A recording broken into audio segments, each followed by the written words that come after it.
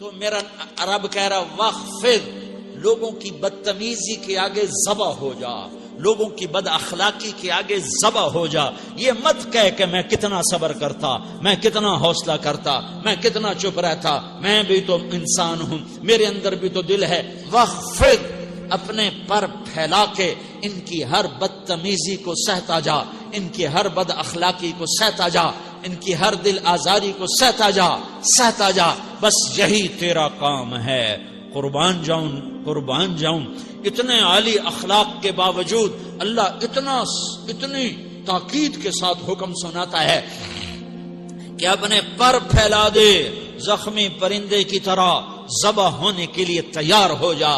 ان کی ہر بدتمیزی کے آگے آہ نہ کر لبوں کو سی، عشق ہے دل لگی نہیں، سینے پہ تیر کھائے جا، آگے قدم بڑھائے جا، یعنی زبان حال سے کہہ دے کہ ہاں ستائے جا. وہ یہ کرتا ہے، وہ یہ کرتی ہے، اسے یہ نہیں آتا، اسے یہ نہیں آتا، اسے وہ یوں سناتی ہے، وہ یوں سناتا ہے، وہ یوں کرتی ہے، وہ یوں کرتا ہے. یہ آج کے اخلاق ہیں. کوئی آنکھ ایسی نہیں ہے جو خوبیاں ڈھونڈے. جس آنکھ کو دیکھو اس میں دوربینیں فٹ ہیں عیب پکڑنے کے لیے. کاش کوئی آنکھ ہوتی جو خوبیاں دیکھتی، کوئی زبان ہوتی جو خوبیاں بولتی. ہائے ہائے، اللہ درجے بلند کرے سعید احمد خان رحمت اللہ علیہ. مولانا سعید احمد خان، ایک شخص میری زندگی میں آیا،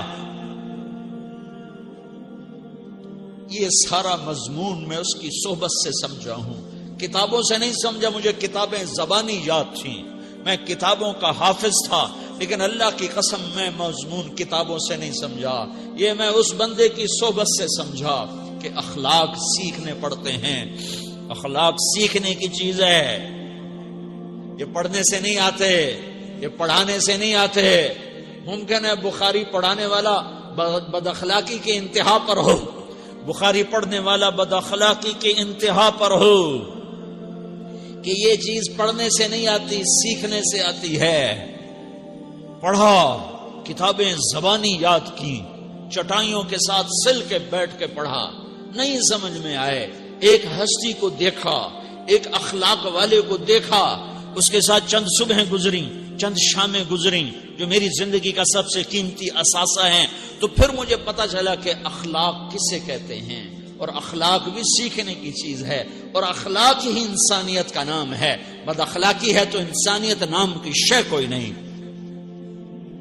میرے رب کو زیادہ تسبیحات کی ضرورت نہیں ہے، یوں ممبر پہ بیٹھ کے لمبی تقریروں کی میرے رب کو زیادہ ضرورت نہیں ہے. بچھ جاؤ، پٹ جاؤ، مٹ جاؤ، لٹ جاؤ، اور اللہ کے دربار میں اونچا مقام پالو.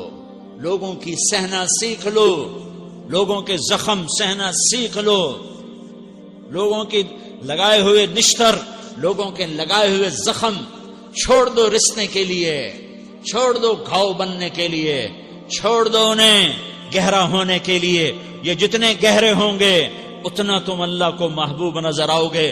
تو بچا بچا کے نہ رکھ اسے، تیرا آئینہ ہے وہ آئینہ کہ شکستہ ہو تو عزیز تر ہے نگاہ آئینہ ساز میں.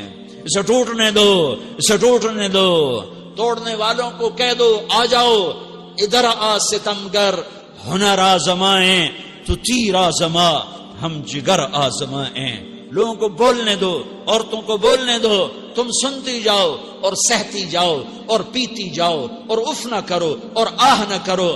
تم وقت کی رابعہ بصری ہوگی، تم وقت کے جنید بغدادی ہوگے.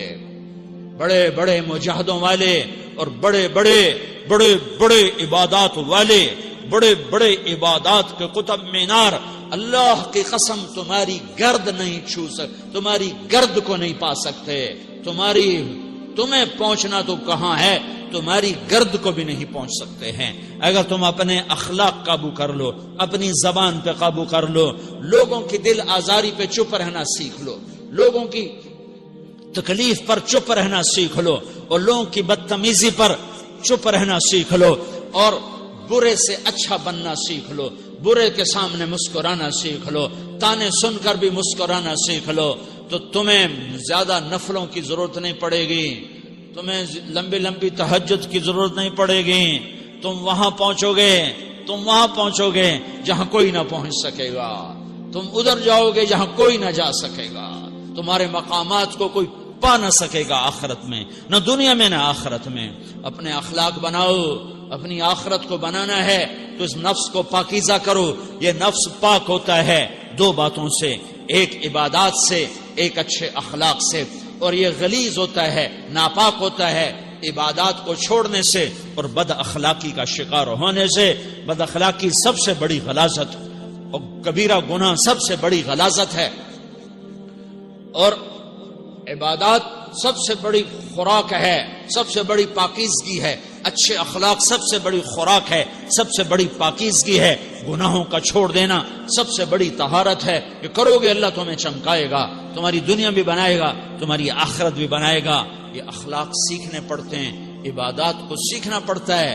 اللہ کے راستے میں جاؤ، اللہ کے راستے میں پھرو، اور اپنے اخلاق بھی بناؤ، اپنا ایمان بھی بناؤ، اپنے کردار کو بھی بناؤ. اور مرتے دم تک یہ محنت کرتے رہو. کرتے کرتے موت آ گئی تو جو ادھورا پن ہے اللہ دور کر دے گا. جو ادھورا پن ہے اللہ دور کر دے گا. اور کوشش کرو 24 گھنٹے کی زندگی میں اس زبان پہ خیر کے سوا کچھ نہ نکلے.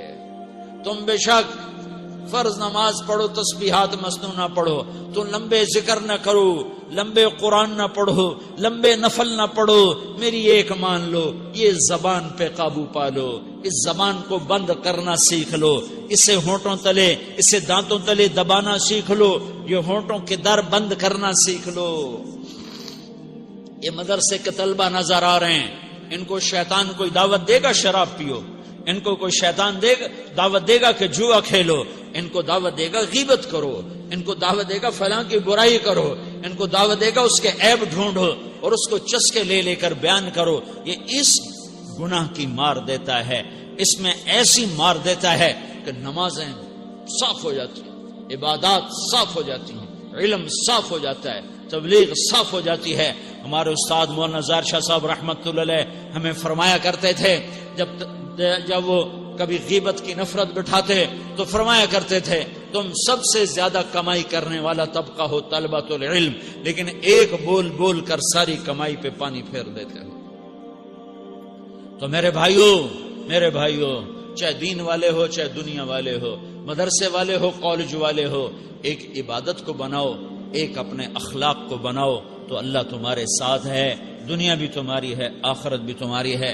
اگر اللہ کو ساتھ نہ لیا اور اس نفس کو پاکیزہ نہ کیا تو یہ جہان بھی برباد ہے، اگلا بھی برباد ہے. اسے پاک کرنے کی نیت آج سے نیت کرو کہ اسے انشاءاللہ پاک کرنے کی کوشش کریں گے. تو نیت کرتے ہو سارے کہ اسے پاک رکھنا ہے. کبھی کوئی دھبا لگ جائے لگتا رہے گا انسان جو ہے تو فوراً دھونے کی، جیسے کرتے پہ دھبا لگ جائے تو فوراً دھونے کی کوشش کرتے ہیں، اسے دھونے کی کوشش کرو. آنسوؤں کا پانی بس بڑے سے بڑے داغ کو دھونے کے لیے آنسوؤں کا پانی چاہیے، اور زیادہ پانی بھی نہیں چاہیے. ایک مکھی کے سر کے برابر تمہاری آنکھوں کے کٹوروں میں آنسو تیر گیا جو صرف تمہارے اندر کو تر کر گیا، باہر نہ نکل سکا. تمہاری آنکھ اتنی بخیل ثابت ہوئی کہ تمہیں آنسو کا ایک قطرہ نہ دے سکی، لیکن اتنا دے دیا کہ تمہارے کنارے بھیگ گئے. تو تمہارے بڑے بڑے داغ اللہ دھو کے صاف کپڑا تمہیں ہاتھ میں پکڑا دے گا، تمہارے ہاتھ میں پکڑا دے گا. تو جب ہو جائے توبہ کرو، جب ہو جائے آنسوؤں سے صاف کرو. آنسو نہیں نکلتا تو آہوں سے صاف کرو. تمہاری آہیں بھی اسے صاف کر دیتی ہیں، تمہارے آنسو بھی اسے صاف کرتے ہی کرتے ہیں، تمہاری آہیں بھی اسے صاف کر دیں گی. تم کہتے ہو جی دل بڑا سخت ہے، آنسو نکلتا ہی نہیں، تو تم کچھ آہ ہی بھر دو اللہ کے آگے، تو وہ بھی تمہیں کہاں سے کہاں پہنچا دے گی. تو میرے بھائیوں اس کی نیت کرتے ہو نا، پچھلی پر توبہ کرو، پچھلی پر توبہ کرو، اگلی صحیح گزارنے کی نیت کرو. تو توبہ کی بھی نیت کرتے ہو تو کہو یا اللہ میری توبہ، پھر کہو یا اللہ میری توبہ، پھر کہو یا اللہ میری توبہ.